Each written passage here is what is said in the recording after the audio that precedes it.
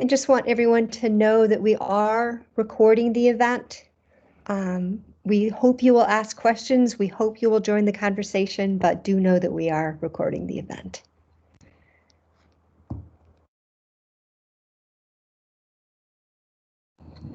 And I think we can go ahead and get started. So welcome everybody. My name is Liz Cannon and I direct our LGBTQ+ Resource Center here on campus. My pronouns are AM and airs. And this is a series that we have been doing this semester for the first time and can't thank you enough for joining us. Would like to introduce you to my partner in crime, who's also developed this program with me. Byron? Good afternoon, everyone. My name is Byron Adams. My pronouns are he, him, his. I am the director of our Multicultural Student Achievement Services here on campus. Wonderful. Glad to be here. Wonderful. And our guest today is Melina Bull. Excuse me, tell me how to pronounce your last name. Buoy, like the thing in the water. Excellent. Melina Buoy. And can you introduce yourself, Melina? Name, anything you're comfortable sharing, pronouns, how you identify, what institution you're from, major, minors. Sure thing. Before I begin, I would just like to say that I'm honored to be here and to be able to share my perspective on these issues. My name is Melina Buoy. My pronouns are she, her, hers. I identify as a queer Southeast Asian woman of color, as well as my institution. I am from University of Wisconsin Parkside. My majors are economics and pre-med, and I'm actually set to graduate this upcoming May. That's fantastic news. So, Melina, we're just going to do a back and forth here. So, what was your first reaction when you were asked to be on this panel? I was super duper excited. Actually, I was trying to help Liz as much as I could in recruiting other students, but as everyone knows, there's that COVID fatigue. No one wants to stare at their screen anymore. It was just hard to stay in contact with people because I know personally I sometimes forget about replying to my messages. There's just so much going on. So I was super ecstatic to be able to represent the Southeast Asian voice and being having that intersectionality with being LGBTQ as well. Super duper excited, and I just want to be able to have that voice out there and share my perspectives on how these issues affect me. Wonderful. So would you classify your school as a PWI, predominantly white university institution? And what do you think are the defining characteristics of your school that make you say it is or it isn't? Maybe just beyond the racial demographics of the student body. Sure thing. I think if you're not an HBCU in this country, you are a predominantly white institution. Thankfully, though, University of Wisconsin Parkside is 40% POC, self-identified POC students. So that's actually one of the biggest reasons why I chose to transfer to UW Parkside.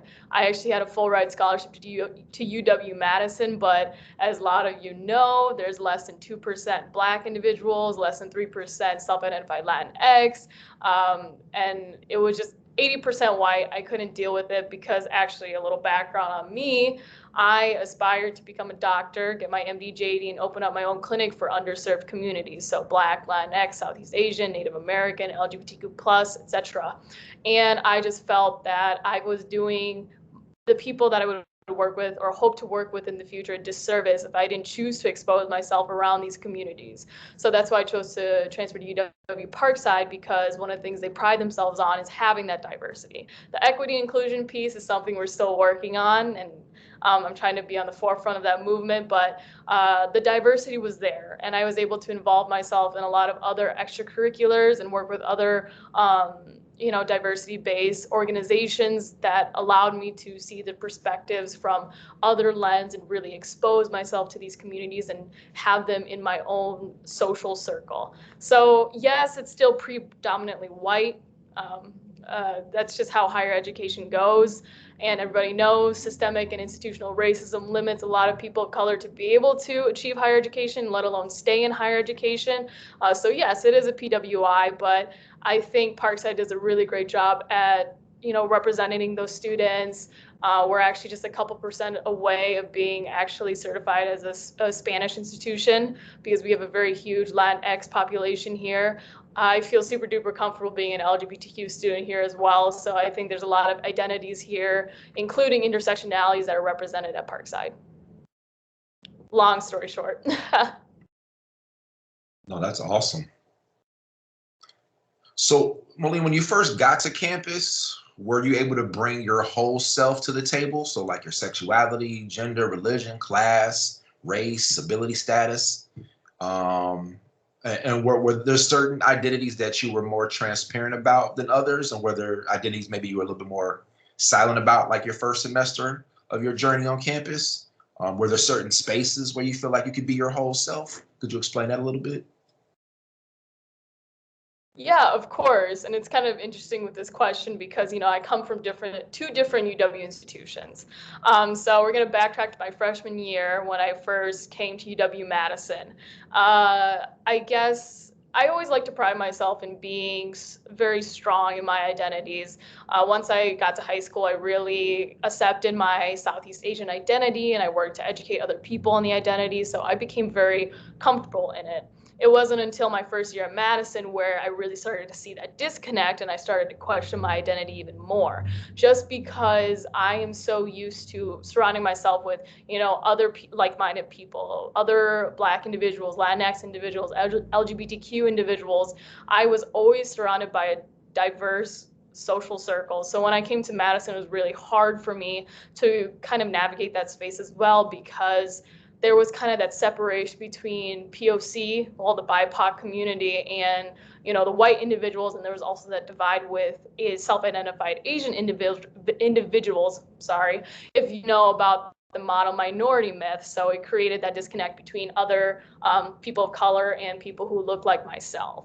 And I was told a lot at UW-Madison by both white and other communities of color where I was not a minority. I didn't really count as that because, Asians don't go through the same thing. We don't have as many negative stereotypes. We don't experience as many hate crimes. But as you can see throughout the pandemic, a lot of those things have come to light. No matter what, if you are not white, you are not going to have, equal access to education, to healthcare. You're never going to get away from hate crimes and all of the like.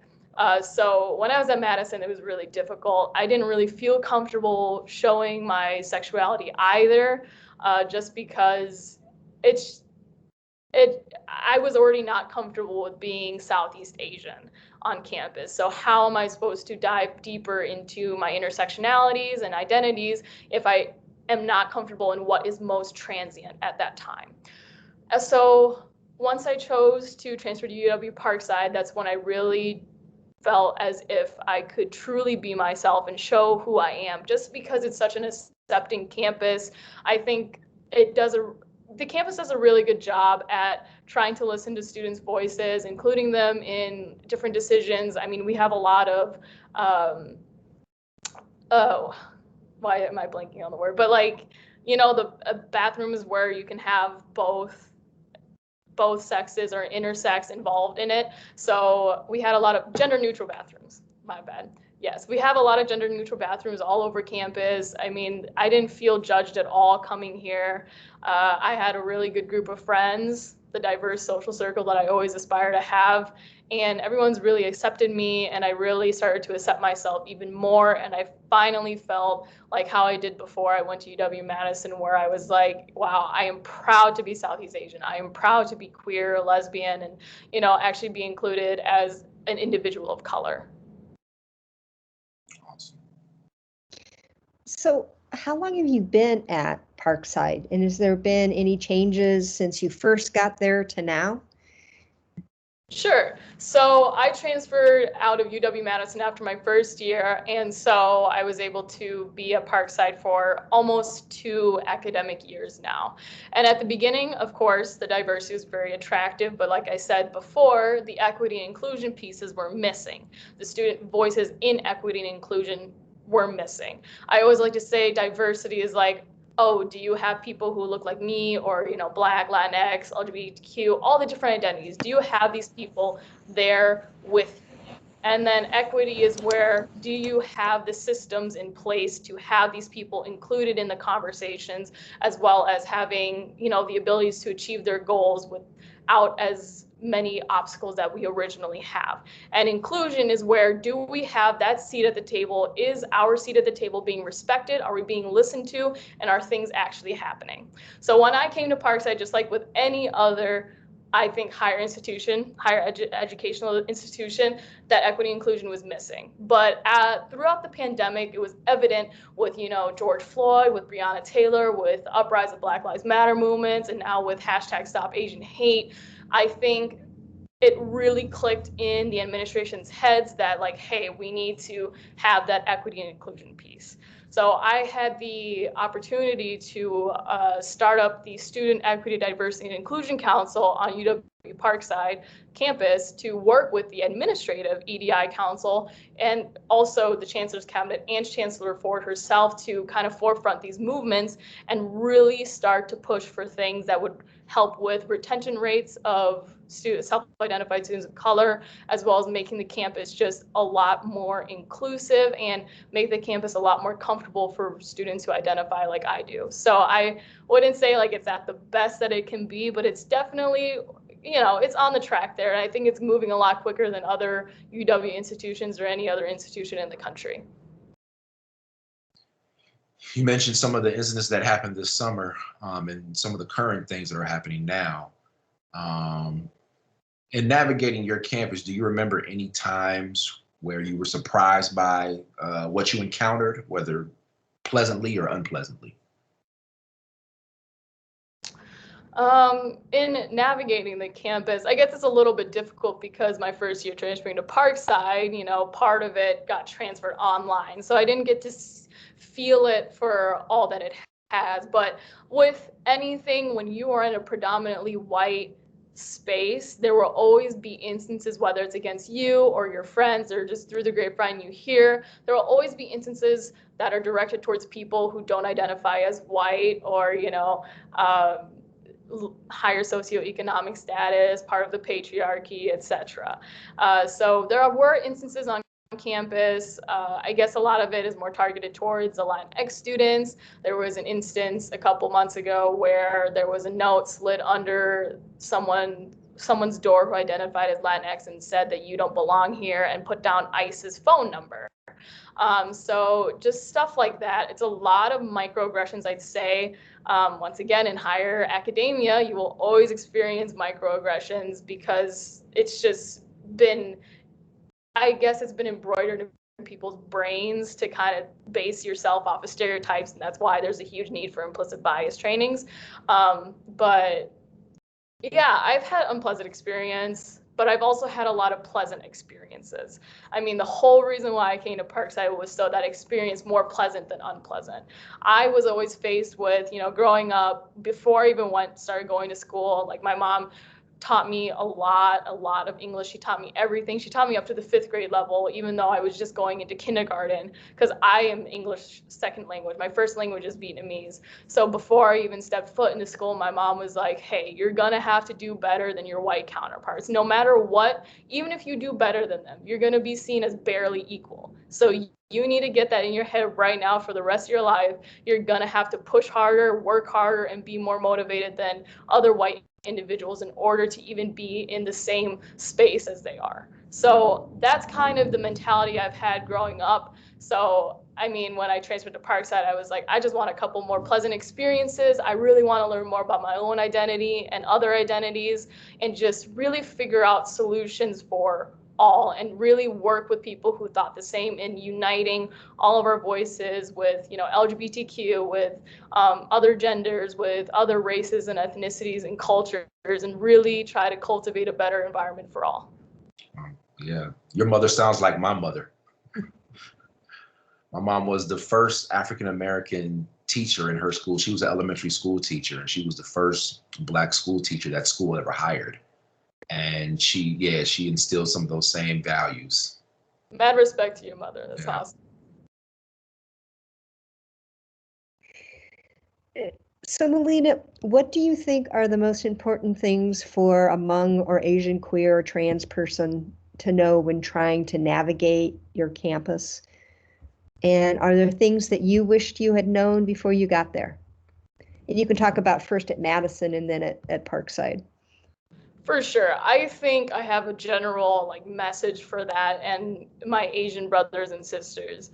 I would always say, you need to educate others, no matter what they look like, whatever their background is, you need to educate them on your culture. Sorry, got a random scam call. But no matter what Asian you identify as, you have your own culture. There are many differences between being Central Asian, Eastern Asian, Southeast Asian like myself, / Pacific Islander, and South Asian.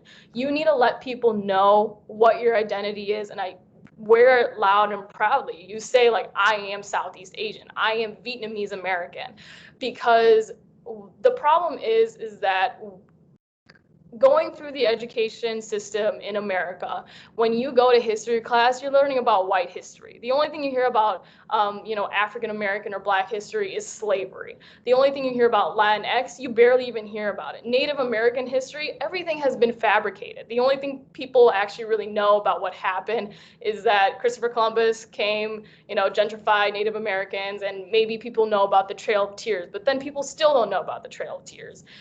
So our American education really lacks in that aspect of teaching history of other cultures so that, students and people in America grow up to be more culturally aware and understand that cultural relevance piece. So, it's going to take decades for that to change. Everything in government goes slowly, and it definitely goes slowly if it has to do with identities that aren't white.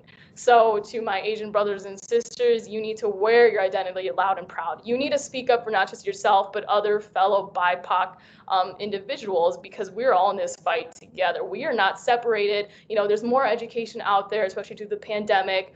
There's more education about the model minority myth and how that's used by white supremacy to separate us with other BIPOC communities. So you just need to really, really speak up and have these conversations with people. And instead of just telling yourself to, swallow your pride, just push yourself through it. No, you need to say something. We can't keep being silent or silencing ourselves. That is the only way for you to truly reach your greatest success, to reach your greatest fulfillment and be the happiest that you can be, is to be proud of who you are and show other people and tell other people how proud you are to be who you are. Definitely.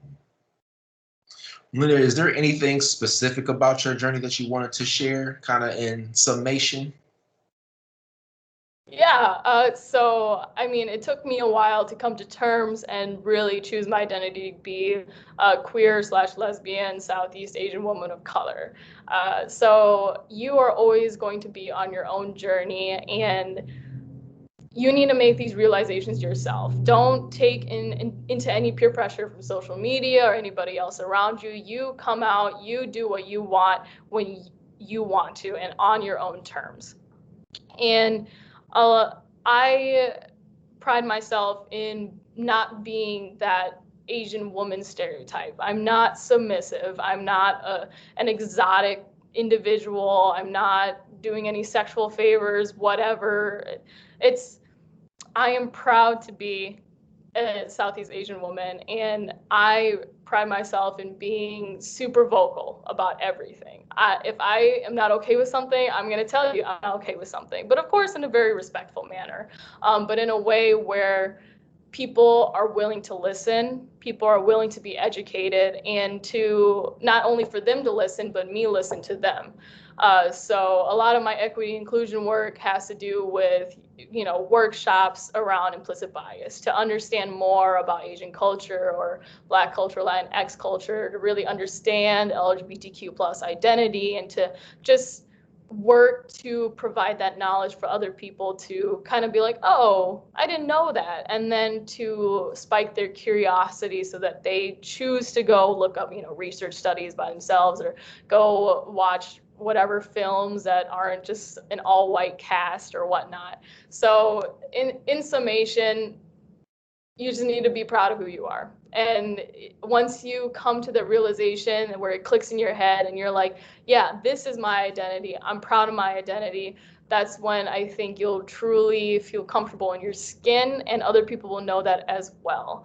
I had the opportunity to finally become comfortable in my skin right before the pandemic happened, and I can't be any happier, because that's obviously portrayed my confidence to other people, and I became so happy. I'm finally in a healthy relationship with another self-identified female, and I honestly couldn't be happier. So once you're happy with yourself, you're going to show that happiness to other people, and it's just going to be happy all around. I always like to say that it's never fun at the top if you're up there alone, so bring up other people with you. That's awesome. It is amazing. Thank you so much. We're at a point where we can open it up to others who have questions for Melina. You can put them in the chat. You can raise your hand. We'll call on you. You can just start talking. What questions do you all have?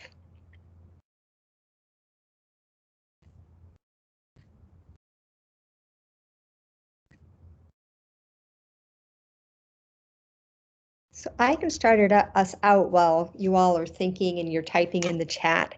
So when I started the LGBTQ plus resource center here at UW Oshkosh back in 2008, there weren't that many resource centers in the system.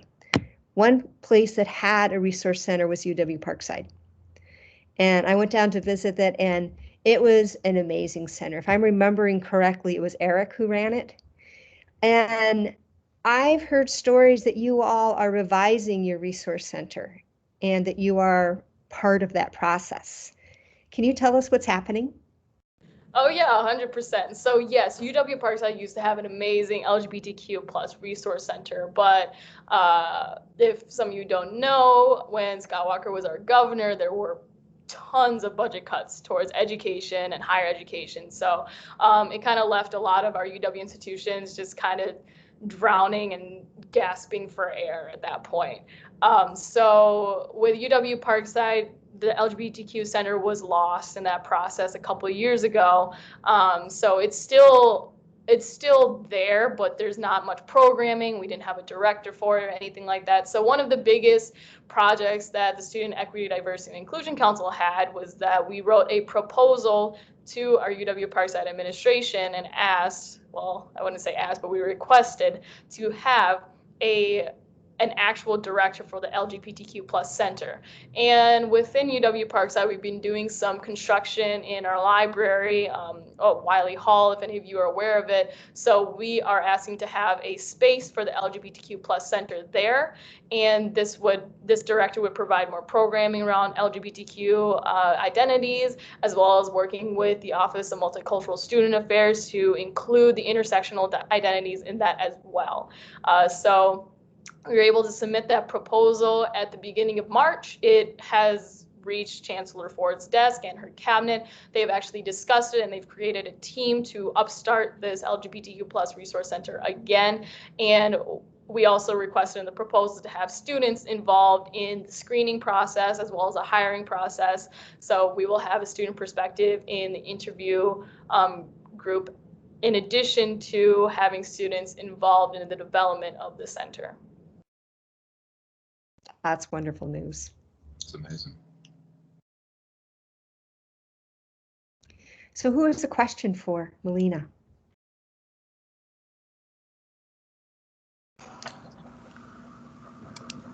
Kaylee, I see you've raised your hand. I did. Okay, there we go. I was wondering, what are your plans for after the center gets established? Sure. So I will be graduating, but I always tell, Chancellor Ford in our meetings, I'm like, as an alumni, I'm still going to be persistent. I'm still going to be annoying you guys about all of these different things that we need to do to include everyone's voices. So some of the planning that I have in mind and that SETI, which is a Student Equity, Diversity, Inclusion Council, have in mind is really drill that programming and creating trainings for faculty and staff to partake in. So we have those implicit biases trainings that we're trying to really push through to make it a requirement for all faculty and staff and new faculty and staff incoming. So we want to create a LGBTQ plus aspect of that as well to kind of just understand that, there are a lot of situations in our community and especially with transsexual individuals, how that might be difficult to navigate and how to make your classroom or your course a more accepting environment. So that would be like, including more pronouns or really working to introduce everybody and their own pronouns at the beginning of the course. And like I said, the programming, events, just resources and like a space for students like me to be able to go to, and we know that, hey, I can meet other people who identify as LGBTQ plus. I can meet other people that I can talk to about the issues and to really work together in making those events and just educating other people on what it's like to be us. Wonderful. Who else has a question?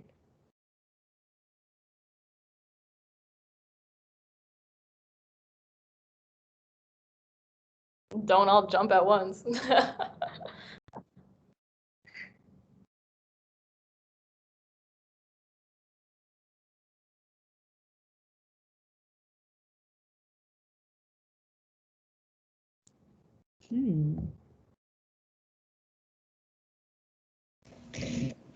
Hello, it's me again.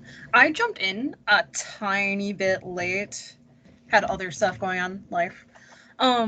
What do implicit bias trainings look like? Sure. So one of my positions on campus is called the Mosaic Educators through the Office of Multicultural Student Affairs. It was just created this past year. And we create workshops that surround like implicit bias trainings and race, sexuality, LGBTQ, whatnot. So what implicit bias trainings kind of look like, so we break it up into a beginner, intermediate, and advanced level. So the beginner is just acknowledging what implicit bias means. How is it different from blatant racism? How can it lead to that racism? It kind of just identifies how some things that we have in our head, and everybody has them. It's not just, white individuals, which is what a lot of people think. No, we all have implicit biases. I am the first to admit, like, I had implicit bias as well. But once I started to do these trainings, I realized how I can combat it. So the beginner level is just realizing what implicit biases do you have? What stereotypes are you aware of? And how, like, we develop a system for you to kind of address that implicit bias, how you can get yourself from not thinking that way and to really not think in terms of stereotypes anymore. And then our intermediate one kind of delves into that a little bit deeper. So we really kind of look into what different outcomes that people have depending on their identity. So unfortunately, we haven't been able to do it in person, but what it essentially is that everyone starts on a line, and we have 42 statements that kind of have to do with specific identities. So for example, one of the questions is like, if your parents didn't grow up in America, you take one step backward. Or if your parents exposed you to the arts or like brought you to museums or whatnot, you can step forward. So that really puts it in perspective, and visually you can see how everyone stands in comparison to other people. And then at the end of the activity, we usually have like a dollar bill, and we tell people like, oh, if you want this dollar bill, you can just go up and take it. So evidently the person who has the most quote unquote privileges and who is the most up in front of this activity will get to the dollar bill first. And we start to have more discussions about this in like, how do people feel about this? How can you apply this in real life? And really what the outcome we usually get is that people don't realize the privileges they have or the lack of privileges that you have. When I went through the activity myself, I acknowledged like a lot of, you know, these quote unquote privileges that I didn't have. I never saw them as anything negative. I just saw them as my life. You know, growing up as a single mom, growing up ESL, growing up, you know, having parents that weren't from here, being the first generation American and being able to grow up in this education system, not worrying about food or water or having a roof over my head. So I never thought of those to be bad. I was just like, this is my life. It's whatever. I'm going to have to figure out how to do it. It sucks that systemic and institutional racism exists, but we're going to work to try and fix that. And then our advanced workshop would have to do with how can you be an advocate? What are ways that you can think of how to create a more inclusive environment in not just your campus, but in your community? How are you able to have or navigate these difficult conversations you should be having with family? So that's just kind of a little insight into what implicit bias trainings usually surround. Sorry, such a long answer. No, that was good. Liz, we got two questions in the comments. You want me to read them? Sure. Okay. This first question is from Devin. Did you have any issues on campus with racism in the queer community or heterosexism in any of the POC communities you're involved with? Yeah, that's a really good question. On Parkside's campus, not particularly, but in Madison, I think a lot of it stemmed from people having their own internalized homophobia, just because of how some people grow up differently. A lot of it has to do with religion. At Madison, I found a lot more people associated with the religious identities, so whether that be Catholic or Christian, and there's always that argument where in the Bible it's always like a man and a woman, but really if you read the Bible, it's not implying that. The only thing that it explicitly says is that a marriage should be between a man and a woman. But so when I came to Parkside, no, I didn't really have any issues with racism in the queer community. A lot of the queer individuals on Parkside's campus are actually self-identified BIPOC, Black, Indigenous, and people of color. But at Madison, I definitely did have issues with that, and that's why I never felt truly comfortable being who I was. I was just kind of in that gray space. I'm like, I'm Southeast Asian, but I guess I'm not a person of color, but I'm also not white. And then like being queer and lesbian, it was really hard to kind of figure out more about that identity. Like, do I truly identify as it? Am I bisexual? Am I pansexual? But obviously now I'm pretty confident being queer and lesbian. I hope that answered your question. All right, this question is from Derek. What part of Southeast Asia are you from, and have you ever been there?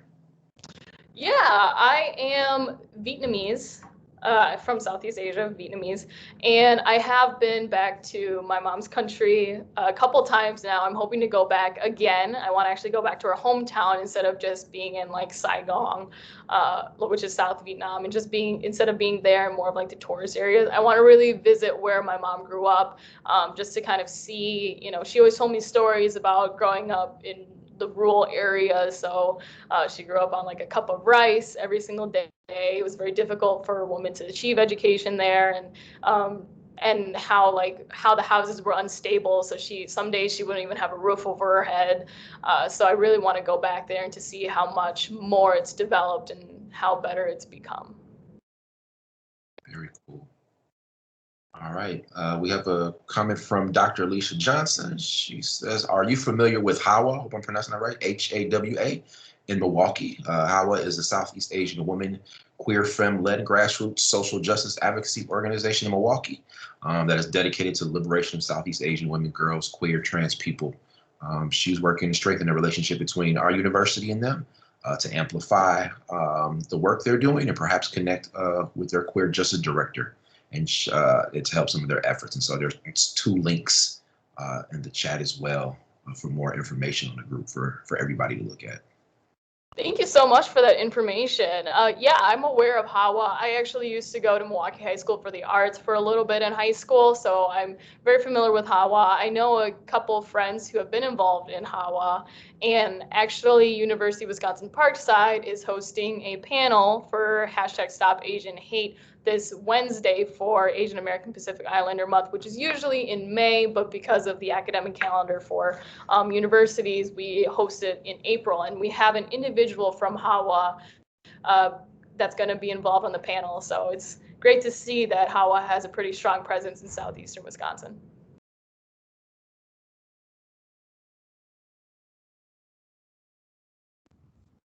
Wonderful.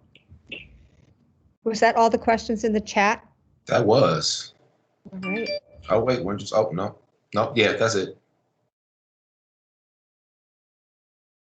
Will that panel, the question is, will that panel be virtual? Can we join from UW Oshkosh? Dr. Johnson is asking. Yes, 100%. We would love you to be involved. I will be moderating that panel, so you'll see me again. Hopefully you're not too annoyed at my voice yet. I can actually email that link to Liz, and then she'll be able to share that with you. Great, thank you. Excellent. Now that's it. Anybody else have questions for Melina?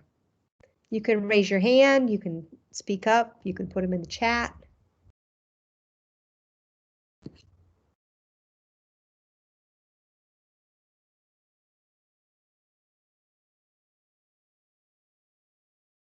No, I think part of it is that you have just told us so much and have engaged us so much that people just don't have anything more to ask. I can never shut my mouth up when it comes to EDI, so hopefully none of you got too bored about my rants going on my soapbox. It's exactly what you were here for, to tell us all about what you're doing at Parkside. That was absolutely wonderful. All right.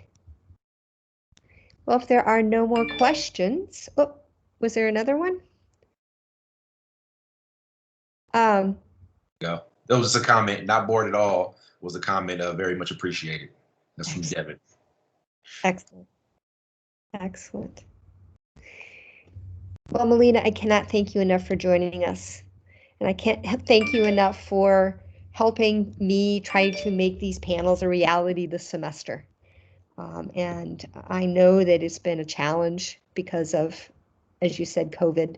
And so having you here today has been absolutely wonderful. Reminding everybody in the audience that at the very beginning of our chat, Byron had put in an evaluation for our program. And a survey, if anybody is QTPOC from UW Oshkosh who would like to fill out our survey, that would be absolutely fantastic. Was there something else in the chat? Did I hear something ding?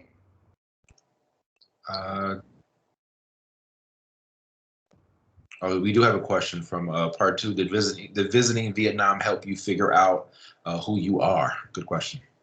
Yeah, I was actually about to type my response, but I would say yes, it strengthened my relationship with my identity, though I didn't need it prior to that. I was already very content in who I was and where I was in my identity. But after I visited Vietnam, my home country, I realized there were things that I still needed to work on, how I wanted to give back to my country and my identity later on in the future. It really strengthened my bond with, I would say, my family. I was able to see people that I've never met before, people who didn't have the ability to find refuge here in America after the war. So it made me really want to learn more about my culture, about other Asian cultures, and really made me really want to strengthen my language abilities and speaking Vietnamese as well.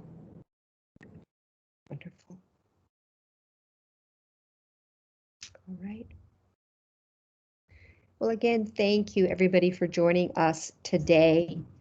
And as Melina said, it is Asian History Month. We have more programs at our campus. We hope you will join. For example, tonight, Amanda Nguyen, the 2019 Nobel Peace Prize nominee and the CEO and founder of RISE, and my thing is cut off.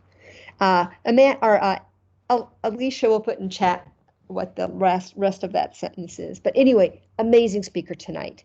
And if you can come to that event, that would be fantastic. And again, Alicia has put the link in the chat for the event.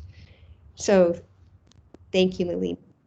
Thank you so much for having me. I'm honored to be here. I'm glad I was able to talk at all of you for a little while and to delve deeper into these conversations. And looks like your speaker or Amanda, her last name is Wayne. She's also Vietnamese, so you know more about my own identity through her. So I hope to see some of you at the Stop Asian Hate panel this Wednesday. It's virtual. And yeah. I hope you all have a great week. Continue to educate yourselves and learn about other cultures. Thank you so much.